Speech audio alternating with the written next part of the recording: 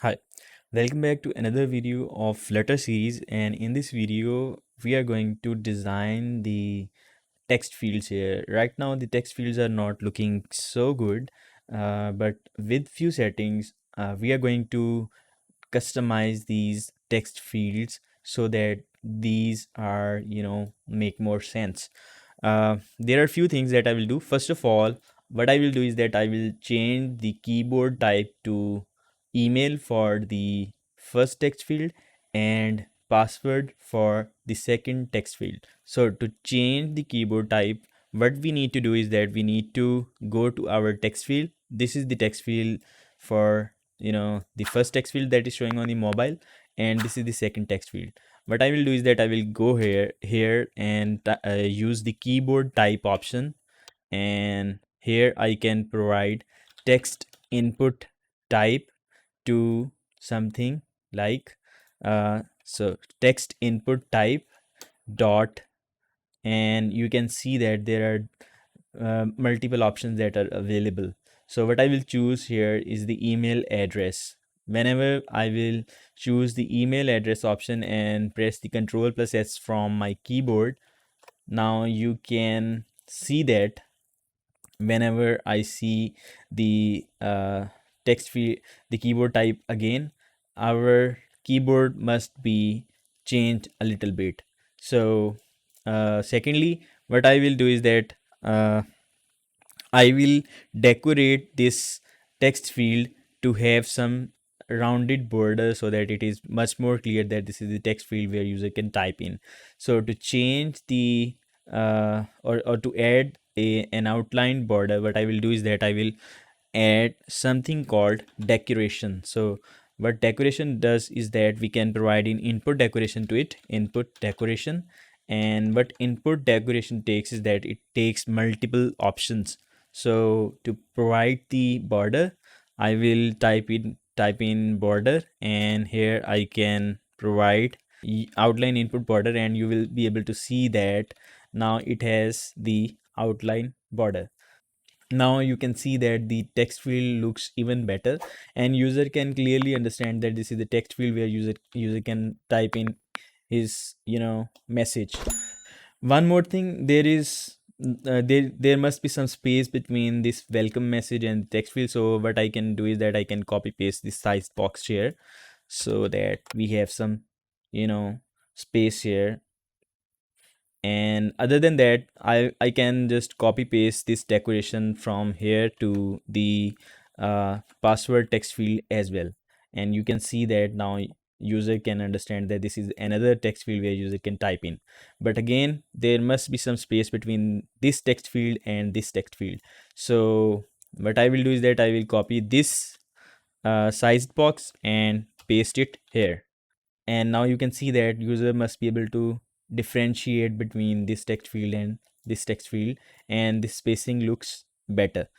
Other than that, what we can do is that we can provide some hint to the user that this is where user needs to type in the email and this is where user need to type in the password. So to provide that, what we can do is that we can go to the decoration and we can provide another property that is called hint, and we can provide in the hint text. So at the hint text, I can type in email, and you can see that now uh, user is able to see that this is where I need to type in the email. Whenever user will type something, this hint will go away, but whenever there is no text inside the text field, you will be able to understand that there is a hint text, and it provides a clue to the user that user must be type in email here. And similarly, I can do the same for the password here. So I will go here and I will provide hint text to the uh, password field as well. So I can type in password here, and you can see that first text field is email and second is the password, and user can type in the password here. One more thing I would like to do is that I can provide the icon in the start of this text field so that user can understand it even better. And for this password field, I can provide the lock icon. So let's see how to do that. So to provide the icon, we can go to the input decoration again and type in prefix icon, and for the prefix icon we can type in icon, and inside the icon we can provide the icon name which we want to show here. So for example, I can type in icons dot email, and this will show the email icon in the start. Now you can ask that from where this icons dot email option comes in.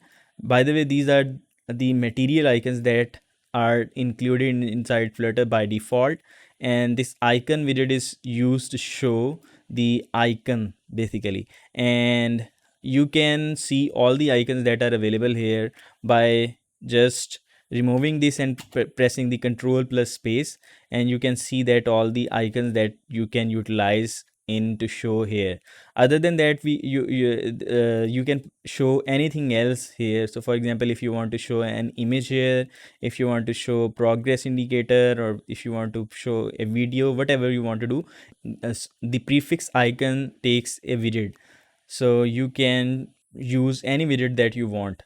I will go with the icon and use the email option, and similarly I will just copy it from here and go to the password text field and paste it here.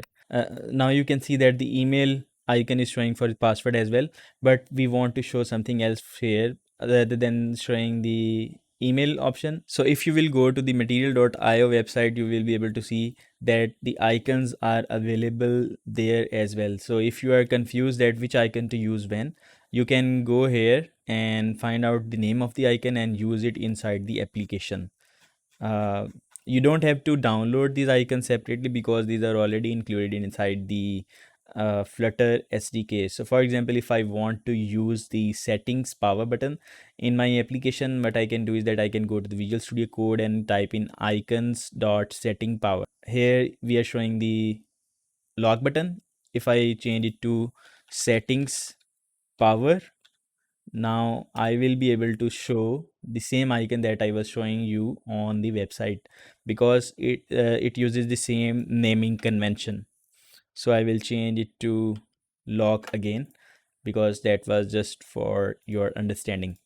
And now it looks even better. But lastly, what I will do is that whenever we type in some password, so for example, this is my super secret password 123456, you can see that our password is showing to the user, but that is not good. What we should do is that we should hide this password, as we should hide this password instead of showing it. So what we can do is that we can use a field called obscure text inside our text field. So I can go ahead here and type in obscure text to true, and whenever I will control plus save this project, you will be able to see that now instead of showing our password, it is showing it as the dots.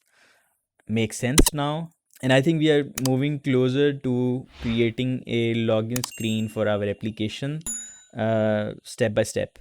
In the next video, we will look at how to error handle this login screen. For example, user press the login button without typing in the email or password. And for example, if the user types in the wrong password, so for example, this one, now this is not a valid email address.